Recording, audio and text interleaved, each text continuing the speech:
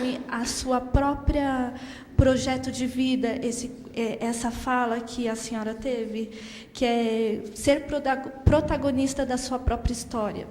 Se ele não tem educação, ele é analfabeto, ele não sabe ler e escrever o nome dele. Eu tenho o Fernando, de 21 anos, que entrou lá, que ele não sabe reconhecer as letras, gente. Eu não sou professora e eu não consigo ensinar. Eu ensino o que eu aprendi. Aí eu vou falar para ele sobre profissões, o mercado de trabalho. Senhora, você acha que alguém... Ontem, o meu aluno Jonas falou, senhora, você acha que alguém vai dar emprego para um bandido que tem uma tatuagem de... um palhaço aqui na coxa da perna, 157, todo marcado. Ele, senhora, para com isso, eu não quero mais ouvir a senhora. E eu estou com essa problemática, porque eu trabalho com adolescentes que estão à margem da sociedade, e eu preciso de ajuda. Eu quero ver se vocês, pelo menos, têm uma resposta. Porque eu pego o amarelinho, se vocês verem o amarelinho, está lá, Casa Campos Elíseos. Curso gratuito, mas precisa ler e escrever. Precisa ter 18 anos. Precisa ter endereço, eles não têm. Eles não têm pai, eles não têm mãe. Então, é uma grande sabotagem. E eu preciso que cada um de vocês vá no juiz e fala, por favor, não tire esse menino enquanto ele não sabe ler e escrever, porque aí os professores vão ter que trabalhar.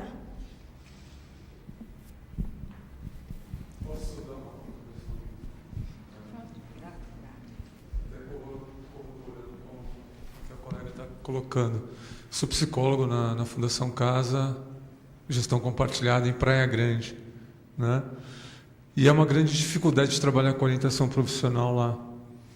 E ainda mais assim, uma problemática maior ainda é que existem os cursos, né?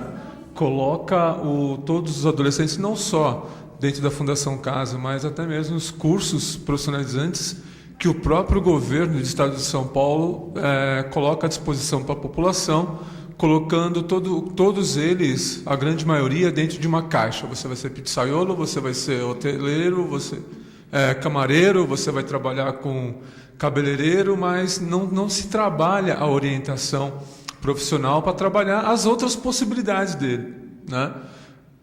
Aí, voltando à questão da Fundação Casa, é possível trabalhar a orientação profissional?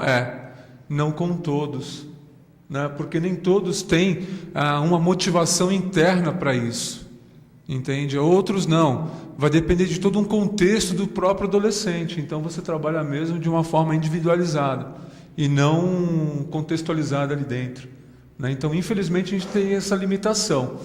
Ainda mais alguns trâmites que a própria máquina, né, a Fundação Casa, impõe, né, que poda esses sonhos, poda essas perspectivas de vida.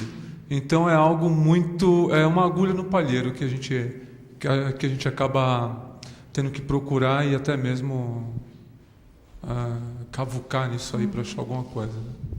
Obrigado. O que eu queria comentar é assim, eu acho que a primeira coisa é que a gente não pode sucumbir a uma crença geral que corre por aí, que essas pessoas não têm mais futuro, né? Porque, olhando para elas, de fato, se pergunta como é que alguém que não sabe ler e escrever se insere num mundo que não está pedindo só isso mais agora. Agora você tem que saber mexer com essa parafernália aí, né, digital e tudo mais. Porém, se a gente acaba endossando essa descrença de que não é possível, então a gente cai na vala comum de uma série de impossíveis. Eu acho que são esses os desafios que nos movem. Então, eu diria para vocês, tem já experiências relatadas na literatura, seja na nossa revista de orientação profissional, seja em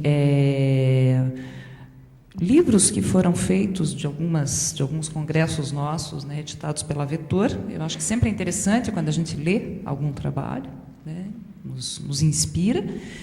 Pensar que Vai ser desafiador, porque você vai ter que ver o que fazer, o que é possível. Uma coisa é o que a gente idealiza, e aí a gente pode ter um modelo idealizado do que seja uma orientação profissional e de qual é o alcance. Eu acho que assim como a gente não pode, de saída, definir o que vai se fazer, como a Cecília muito bem colocou, a gente também não tem ideia de onde vai se chegar. É melhor, sabe, esquecer um pouquinho os nossos preconceitos. Eu acho que é o primeiro passo para se trabalhar com aquilo que se tem e o que é possível. Isso que você falou deles serem colocados em caixa. Eu tenho agora uma orientanda de mestrado que está se fazendo essa pergunta. Existe uma possibilidade de escolha com adolescentes que estão no programa de aprendizagem profissional, do aprendiz, do jovem aprendiz, que também se faz toda uma profissionalização, eles têm cursos, têm uma série de atividades relevantes, mas pouco se trabalha a questão da escolha, porque há um pressuposto aí de que essa comunidade não tem escolha. Eu lembro um tempo, alunos meus foram para um hospital psiquiátrico querer fazer um trabalho de orientação profissional. A psicóloga do hospital dizia: nossa, vocês vão querer discutir projeto de vida com esse pessoal, com essas mulheres que estão internadas? Mas esse pessoal não tem projeto de futuro. Psicóloga falando isso. E aí a gente descobriu que elas tinham sim. Então, eu acho que, mesmo que essas pessoas não saibam escrever o seu nome, eu acho que algum sonho para o futuro elas ainda têm sim. É questão delas conseguirem, da gente propiciar, antes de mais nada, essa mudança na posição subjetiva. Acho que se a gente chegar nisso, a gente já fez um grande trabalho, que é das pessoas poderem se ver como tendo escolha. Porque as pressões e as limitações acontecem desde desses adolescentes até aquele que estuda no colégio onde a Cecília trabalha e que tem uma expectativa, às vezes, familiar, uma pressão familiar ou do próprio colégio. Então, todos nós temos os nossos aprisionamentos. A questão é como é que a gente regula isso, como é que a gente lida com essas verdades. É o que eu teria a dizer. Não percam a esperança no trabalho que vocês estão fazendo. Por isso que a gente precisa desenvolver política pública e orientação profissional. Porque esse caso, né, esse é um caso, como tantos casos que existem, de iniciativas muito interessantes e que não propõem que aquele que está recebendo esse benefício ou essa formação tenha a possibilidade de escolher e de criar o seu próprio projeto. Ele está tendo essa oportunidade, ele tem que pegar. Eu acho que sim, você tem que ter um trabalho e uma preocupação nesse sentido. E aí a gente pode estender isso aos portadores de necessidades especiais, a gente caminha para diversas realidades complicadas e difíceis que precisam ser olhadas de perto, sim, né? Até para poderem ser problematizadas e até para que se possa, né, criar uma ação contundente e importante. Então, acho que, de novo, como a Luciana falou, tem vários casos já documentados e trabalhos já feitos que podem ajudar muito a não começar do zero, que acho que é um pouco disso que você está falando. Aí, como é que eu faço para não começar do zero? Então, vai buscar também quem já fez, quem já tem experiência, quem já achou soluções, porque isso pode te ajudar a não sair do zero, né? Mas, sim, tem uma necessidade e a gente vem brigando como associação para isso mesmo, para que a orientação profissional possa, né, entrar de maneira mais direta, né, em diversas instâncias que não só a escola regular. Bom, gente, devido ao horário, né, vou ter que cortar um pouco essa discussão, mas queria, inclusive, agradecer a vocês por estarem aqui, porque isso já mostra uma disposição diferenciada, né? Bem bacana. E nós, pessoalmente, nós, enquanto associação, estamos à disposição de vocês, o que a gente puder colaborar. Certo? Bom, tem um outro tópico que eu queria, pelo menos, conversar rapidamente com vocês, que é a formação do núcleo, dos núcleos. Vocês receberam uma primeira proposta que foi redigida pelo Mário Souza Costa, em colaboração com o professor Silvio Bock. Essa proposta já teve colaboração. Eles fizeram isso no começo da semana, mas a nossa super equipe, né, nossa diretoria expandida, como a gente chama, já se posicionou, já trouxe uma série de contribuições. A diretoria expandida que eu chamo é a professora Luci Leal, Maria Célia Lassans, Marco Teixeira, o Fabiano Fonseca, Marcelo Ribeiro, que estão sempre colaborando com a gente. E a ideia do núcleo está aqui colocada como uma possibilidade de fazer a ABOP realmente ela ser uma entidade nacional. Então, nós estamos nos baseando em outras experiências de outras entidades. Tem aí, então, uma minuta que está sendo colocada para as pessoas trazerem suas propostas, pensarem e poderem contribuir para que a gente faça um documento e que realmente a gente tenha núcleos que funcionem. Mas como a gente tem muito pouco tempo, eu vou pedir para vocês a liberdade de estar fazendo um pouquinho diferente do que nós imaginamos. Nós temos pensado, e o núcleo de São Paulo já está se estruturando, mas nós estamos investindo bastante no nosso núcleo Paraná. E eu queria aproveitar essa nossa conversa aqui, para que ao invés da gente ficar discutindo a formação do núcleo, que eu acho que aí nós vamos ter mais tempo, isso é uma discussão que eu acho que ainda vai render bastante coisa, eu queria aproveitar a vinda da professora Marita e da Andréia, para que elas pudessem relatar um pouquinho para a gente como é a orientação profissional no Paraná. Como é que vocês estão avaliando no estado que vocês trabalham? A Luciana já falou um pouco da perspectiva delas, mas eu não posso furtar, né, a plateia e mesmo aqueles que vão nos assistir posteriormente, de estar ouvindo vocês, que estão assim, extremamente empenhadas, e eu quero agradecer de público, para formar o primeiro núcleo, digamos assim, da ABOP, um primeiro núcleo regional lá no Paraná. Por favor, queria ouvir vocês, se vocês puderem subir aqui e falar com... Eu acho que vai ser importante. Não estava no script. Não incluía isso, mas eu não posso perder essa oportunidade. Vocês concordam? Andréa Knaben, Marita Bertassoni da Silva. A gente não pode perder essa oportunidade, concordam? Vamos lá, vamos ver como é que está a orientação profissional no Paraná. Em São Paulo a gente está cansado de saber, não é? Mais ou menos, né? Marita. Como decana eu tenho prioridade?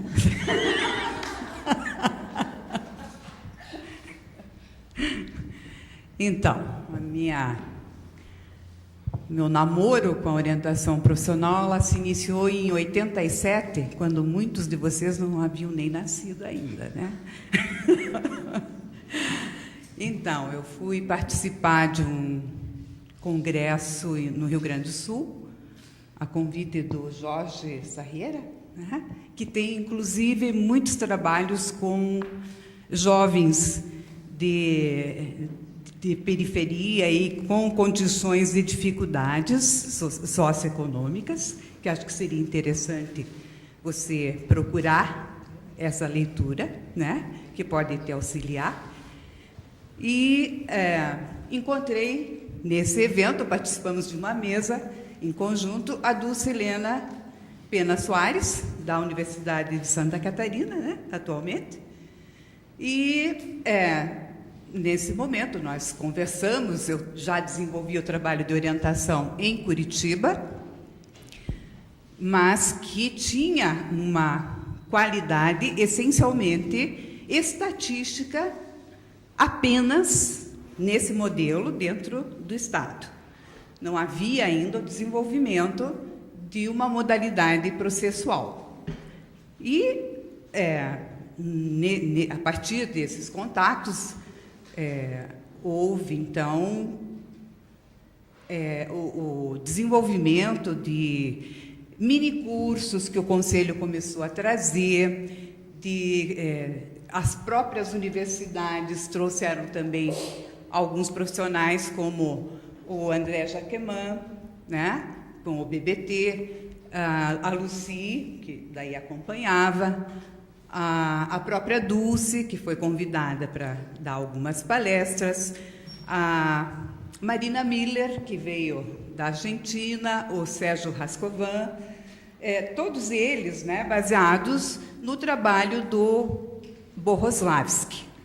E, a partir desse conhecimento, pelo qual eu me apaixonei perdidamente, era aquilo que respondia a minha necessidade, porque eu já não estava satisfeita com aquele trabalho mecânico, né, que me parecia, não precisava ser psicólogo para fazer aquele trabalho de correção de teste, de dar uma resposta, você serve para tal coisa, ou essa área, ou essa profissão.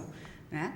E no momento em que eu fui estudando e me aprofundando na modalidade processual, eu fui chegando à conclusão que era aquilo mesmo que eu queria fazer enquanto profissional, psicóloga de orientação profissional, que era o que eu via ter um resultado efetivo junto aos orientandos que eu atendia, tanto no meu consultório, que eu sempre atendi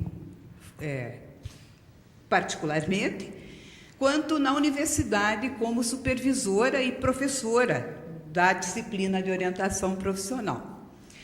Nós tínhamos na universidade, na PUC, eu trabalhei 33 anos como professora na PUC. Estava brincando com o André, eu disse que eu pedi minha alforria no ano passado.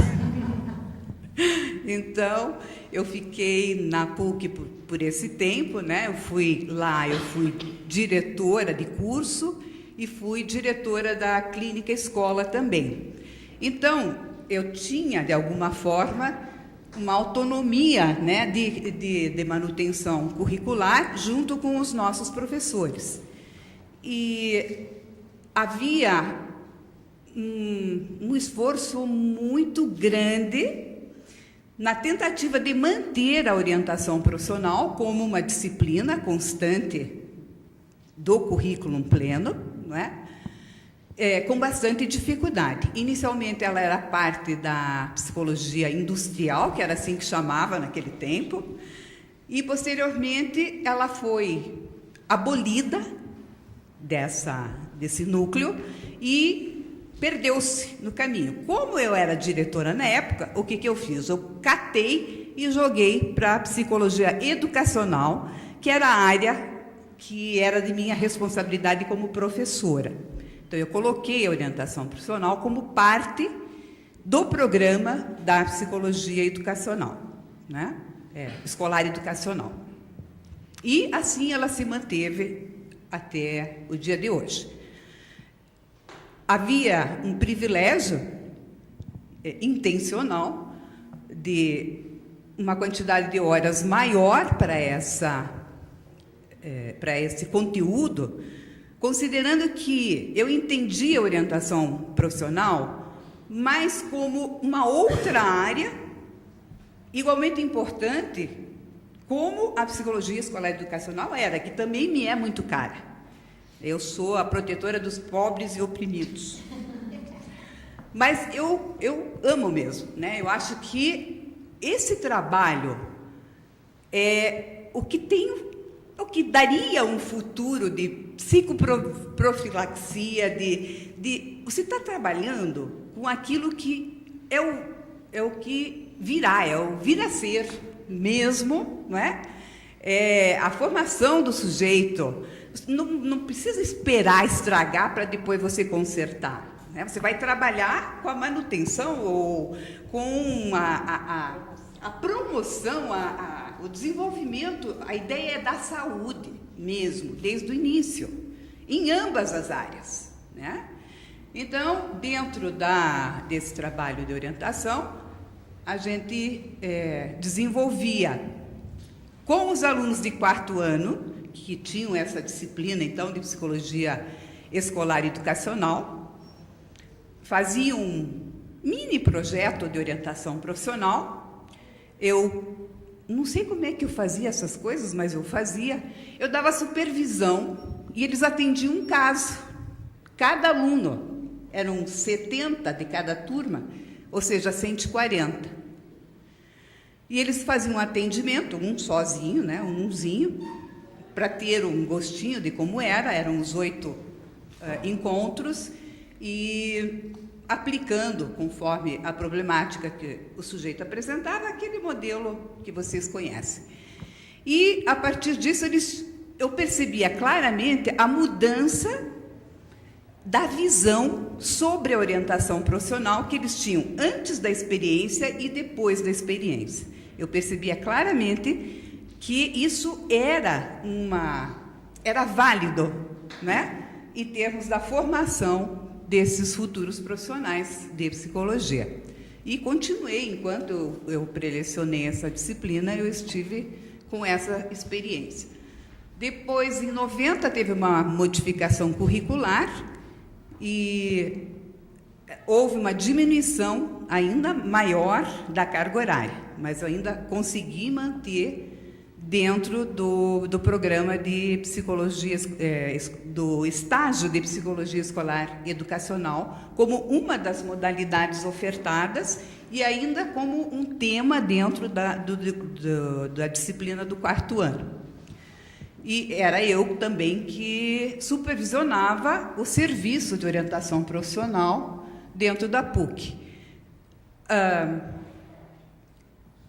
Alguns anos mais tarde, eu também fui dar aula, diminuí minha carga horária na PUC, fui dar aula na Universidade Positivo e desenvolvi lá o serviço de orientação profissional que não existia, porque foi criado o curso de psicologia e já no ato, como eu fui a consultora da parte educacional, eu introduzi já a disciplina e o serviço de orientação profissional dentro da carga curricular. Então, tanto a PUC quanto a Positivo tem tanto a matéria, né, a disciplina, quanto o serviço ofertado para a comunidade externa, via estagiários. Então, os professores não atuam como profissionais, não atuavam, mas atendem aos estagiários. Como foram 33 anos, dá para ter uma ideia aí, são uma média de 60 a 70 alunos por turma, né? 2 até o ano de 90, depois 3 turmas de 60, então são 180 por ano. Dá para ter uma ideia razoável de quantos passaram por aí. E também na Tuiuti, que eu trabalhei também na Universidade Tuiuti, havia a mesma situação, a disciplina dentro da educacional, mas isso não fui eu que instituí, já era assim quando eu entrei, e a supervisão de estágio, o serviço oferecido enquanto eu estive lá. Aí eu saí e não teve mais. Então, é uma coisa assim, que está ligada à pessoa que dá a aula. Enquanto ela está lá para responder essa necessidade, o serviço acontece.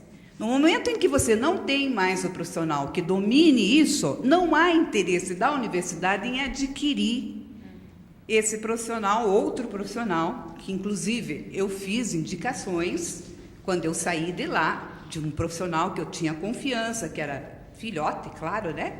Que nesse ínterim a gente vai formando, mas a colocação era, tem pouca experiência. Na minha opinião, era medo de competência, mas não tenho nada com isso, né? Simultaneamente, a partir de 2006, eu comecei a oferecer um curso de formação em orientação profissional. A primeira turma foram 27 profissionais que foram formados, nós éramos colegas, né? Nesse curso, éramos 4 profissionais prelecionando esse curso, e foi um sucesso, foi um curso muito bom. Em 2007 foi oferecido novamente, mas não fechou o número necessário para abrir uma nova turma. O que a gente concluiu, então, que a demanda seria aproximadamente a cada 2 anos. Então, em 2008, a gente ofereceu novamente, e daí aconteceu com, acho que foram 15 profissionais. Em 2009 também aconteceu, e em 2010, daí com o meu pedido de desligamento da PUC, eu passei a fazer esse curso no meu consultório.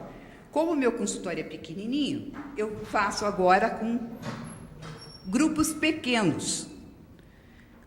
Uma média de 6 a 8, que é o que cabe dentro do consultório, né? E para esse número tem demanda. O que eu vejo acontecer é assim, tem muita procura de informações, querem saber sobre o curso, dizem que querem a vaga, porque eu digo, o número é tanto. E na hora do pega para capar, de efetivar, de bancar mesmo a inscrição, acaba não fechando, porque daí aparece um de uma universidade, que daí oferece um certificado avalizado pela universidade, e aí acaba que não fecha, né? Eu coloco claramente que o curso que eu ofereço é de formação, é para eles aprenderem a ser orientadores e não para dar um título apenas, né? Digo para vocês que dar aula para esses alunos é a coisa mais maravilhosa do mundo, porque eles querem realmente aprender. Então, o sábado eu faço 8 horas, né? Manhã e tarde, o sábado o dia inteiro, a cada 15 dias. Dá aproximadamente 120 horas de curso durante o ano. E eu dou um certificado de formação para os alunos. E isso tem acontecido. Esse ano eu estou ainda com um grupo, eles são muito entusiasmados. Então, é pouco, mas está sendo contínuo, né? E eu acredito que esses profissionais acabam, de alguma forma, passando adiante tem aumentado a procura, tem aumentado a demanda pela orientação.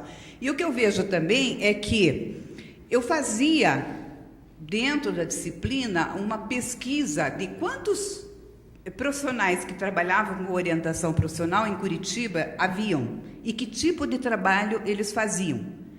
No início, eram pouquíssimos, era assim, uma média de 7 ou 8 profissionais, sendo que nós estamos em 16 mil inscritos no Conselho, né? E o trabalho, essencialmente, era no modelo estatístico, de testes, né? E à medida que o tempo foi passando, o número de profissionais que trabalham com a orientação foi aumentando gradativamente, não é uma coisa assim enorme, mas comparativamente a esse número inicial, foi bastante diferenciado, né? Então, na atualidade, a gente tem uma média de uns 50 profissionais e diria que 80% trabalhando na modalidade processual. Então, houve, nesse espaço de tempo, que historicamente é um tempo curto, né, uma mudança significativa. E isso que faz com que a gente continue tentando, né, investindo nesse trabalho aí de formiguinha. Então, acho que era isso.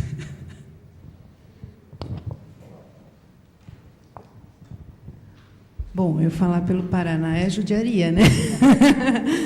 Eu não posso falar pelo Paraná porque eu venho de Santa Catarina, né? Eu estou há 3 anos só no Paraná, então o espaço de trabalho da minha formação foi no LIOP, no Laboratório de Informação e Orientação Profissional. Meu mestrado foi com a Dulce, né? Apesar de ter trabalhado em outro viés antes de chegar com a orientação, né? E vejo assim no Paraná o que eu conheço, que é o trabalho que o Marco Maestre desenvolve na UEM, na Universidade Estadual. Eu tenho uma colega também da mesma época de mestrado, a Patrícia Maria Lima de Freitas, que também desenvolve um trabalho. Então, eu acho que o esforço, assim como quando a gente se refere ao OPEM Santa Catarina, fala da Dulce, fala da Edith, né? Eu acho que a gente tem que começar a trabalhar a orientação profissional dentro dessa divulgação mais ampla, né? Socializar mais essas experiências, porque quando ela fala da casa, a gente que é da área, a gente sabe quantas pesquisas interessantes tem nesses espaços.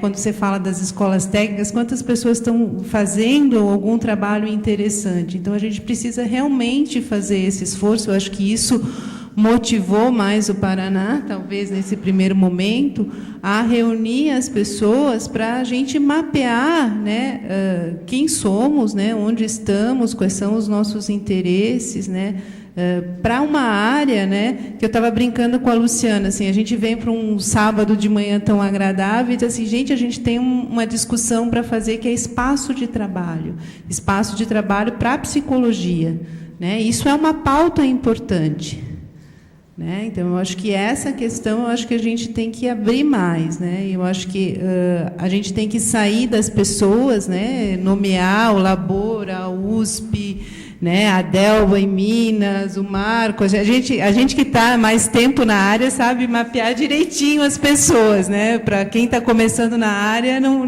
mais sabe quem está, onde está. Eu acho que transformar isso, na realidade, numa socialização mais ampla, né? E principalmente das propostas, que são propostas lindas, né? Tem muita gente desenvolvendo propostas extremamente interessantes, que vai da educação infantil, que vai pelo ensino fundamental, primeiro e segundo anos finais, iniciais, como agora tem se chamado, no ensino médio, né? Eu quero cutucar mais a questão da universidade, né? A gente tem que se preocupar agora com várias outras coisas, então eu acho que é um campo que a gente tem que fomentar, né? Até porque, assim, as questões importantes, elas estão batendo na nossa porta, né? Eu acho que o orientador pode, né, colaborar com essa discussão. Muito obrigada.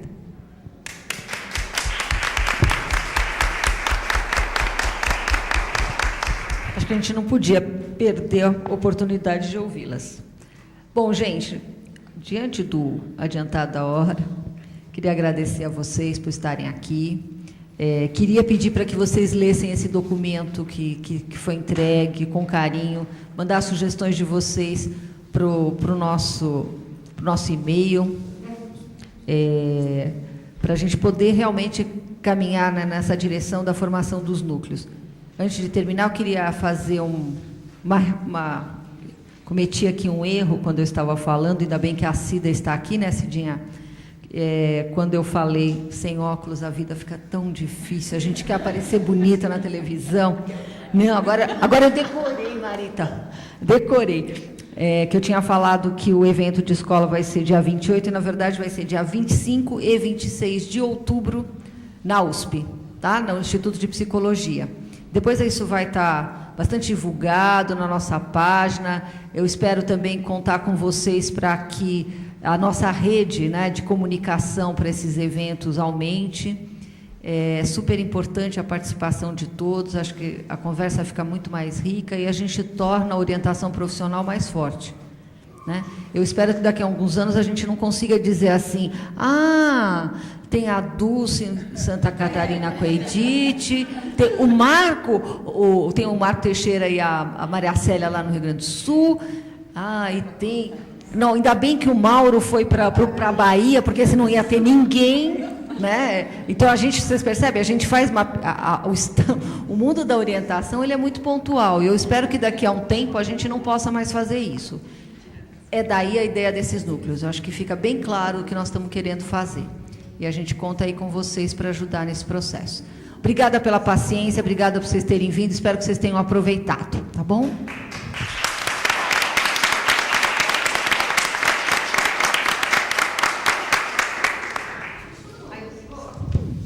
Só queria acrescentar que...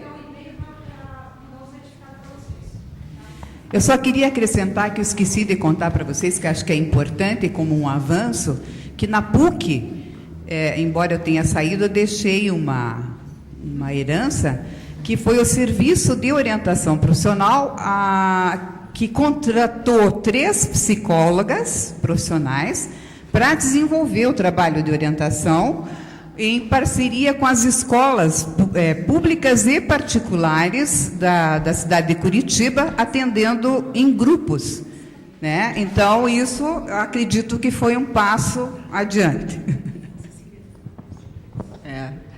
Vocês veem que nós estamos bem lá no Paraná, né? A nossa regional está começando aqui com pessoas entusiasmadíssimas, amantes da orientação profissional, não tem como... Teimosas também, porque senão não dá. Não tem como dar errado, né? Bom, gente, bom resto de fim de semana para vocês. Obrigada. E também uma outra questão que eu queria falar, vocês estão ganhando quem não pegou pode pegar a revista da BOP, e já está disponível o número desse semestre, já está disponível lá na nossa página, quem quiser dar uma olhada, tem artigos bastante interessantes. Prestigiem a nossa revista, porque ela tem muita coisa importante, interessante, e está cada vez melhor, e com uma avaliação cada vez melhor. Então, mesmo, acho que... eu gostaria também, já aproveitando da revista, que o último número da revista Argumento, da PUC, saiu um dossiê de orientação profissional, um dossiê temático, onde tem um artigo da Luciana e um artigo que eu fiz junto com 2 colegas, que é dessa experiência do trabalho de orientação lá em parceria com as escolas. Então, uma possibilidade também de alguns trabalhos. São 5 trabalhos que saíram só de orientação na psicologia do argumento e também está online. Então, Diego, que cuida do nosso site, já vai colocar o link para vocês terem acesso o mais rápido possível a esses trabalhos, tá bom? Obrigada, gente.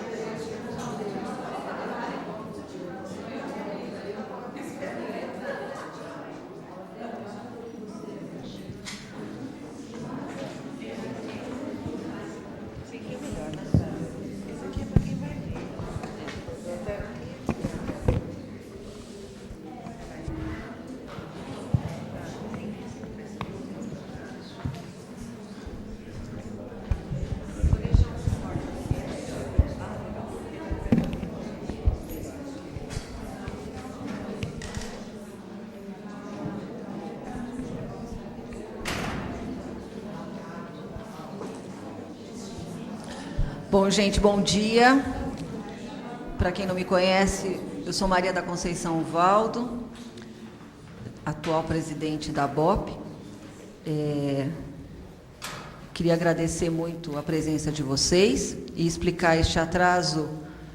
Não foi por uma questão complexa, logística, né? Eu fui buscar as nossas convidadas especiais do dia, as nossas amigas do Paraná, no hotel, e, como sempre, hotel, você paga em dinheiro antecipado, e eles chegam lá e digam, não consta nada aqui, então demorou um pouquinho, eu peço desculpas para vocês. Hoje nós vamos ter, na verdade, 2 questões para serem trabalhadas aqui. A primeira,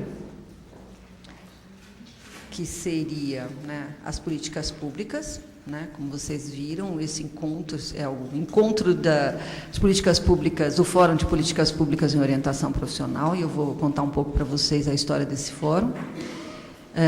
E depois a gente vai discutir um pouco dos núcleos regionais. Esses são 2 pontos importantíssimos, né, para o desenvolvimento e para o crescimento da ABOP. Daí nosso interesse, nossa vontade de poder estar discutindo, implementando e abrindo as possibilidades também de ter sugestões, comentários, tudo que possa agregar para que a gente possa, de fato, poder implementar algumas das ideias, né, que nós temos a respeito, tanto de políticas públicas quanto do próprio crescimento da BOP. Então, é isso que nós vamos trabalhar hoje. Então, começar, basicamente, falando para vocês sobre a questão das políticas públicas e deste encontro, né? O que é o Fórum de Políticas Públicas em Orientação Profissional? Esse fórum tem uma história. Ele foi incorporado pela BOP a partir do ano passado, mas ele já existe desde 2001. A ideia do fórum apareceu num evento que nós fizemos na USP em 2001. o simpósio de orientação profissional em escola, que uma parte aí das pessoas que está aqui deve ter compareceu e participou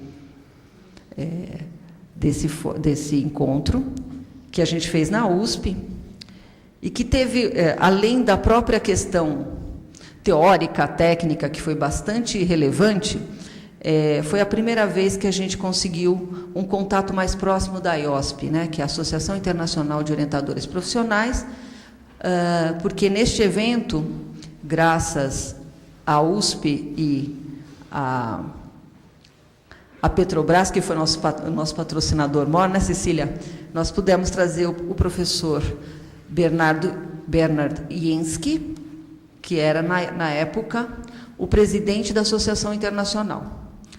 Isso foi um ponto extremamente importante, porque nós entramos no mapa da Associação Internacional.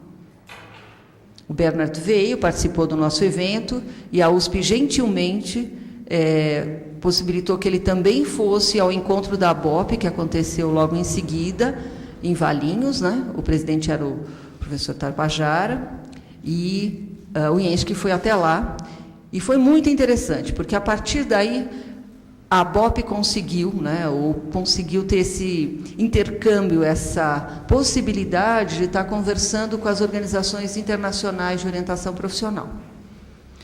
O Bernard é uma pessoa fantástica, nosso amigo até hoje, e ele nos abriu muitas portas e nos deu muitas dicas para onde a gente poderia estar crescendo enquanto associação, e também abriu as portas da IOSP para nós, né? Não só para a Associação Brasileira, mas também para a rede latino-americana. É bom vocês saberem que o vice-presidente da IOSP hoje é o venezuelano, é o Julio González, que esteve com a gente o ano passado e deve estar com a gente o ano que vem. Então, a América Latina e o Brasil entrou no mapa da orientação profissional, que era basicamente um mapa europeu e americano.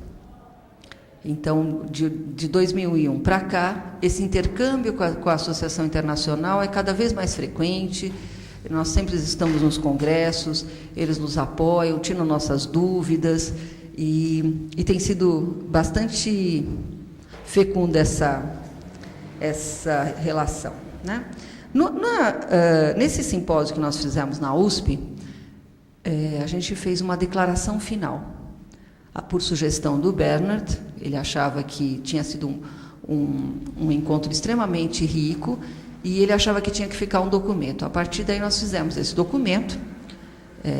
Quem redigiu o documento, inclusive, foi o Mário Souza Costa, que agora faz parte da diretoria da BOP.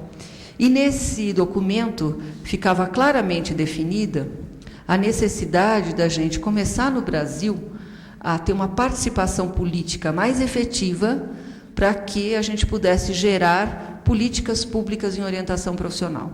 Isso não era só uma necessidade brasileira, isso já era um movimento internacional. O Watts estava fazendo isso na OCDE, já havia muitos movimentos nos Estados Unidos também, para transformar a orientação profissional em alguma coisa pública. Isso já acontece na maior parte dos países europeus, mas, digamos, no resto do mundo, isso ainda era uma novidade. Então, deste fórum, deste simpósio, apareceu a ideia, e foi, nessa declaração final, colocada a necessidade da criação do Fórum de Políticas Públicas em Orientação Profissional, que foi encampado pelo LABOR, Laboratório de Orientação de Estudos sobre o Trabalho e Orientação Profissional da USP, e nós fizemos, em 2002 e 2003, 4 encontros do Fórum. E o que era esse encontro do Fórum? A nossa proposta era chamar políticos, principalmente aqui do Estado de São Paulo, porque era onde a gente tinha maior acesso, para discutir com a gente a questão da orientação profissional. E isso foi feito.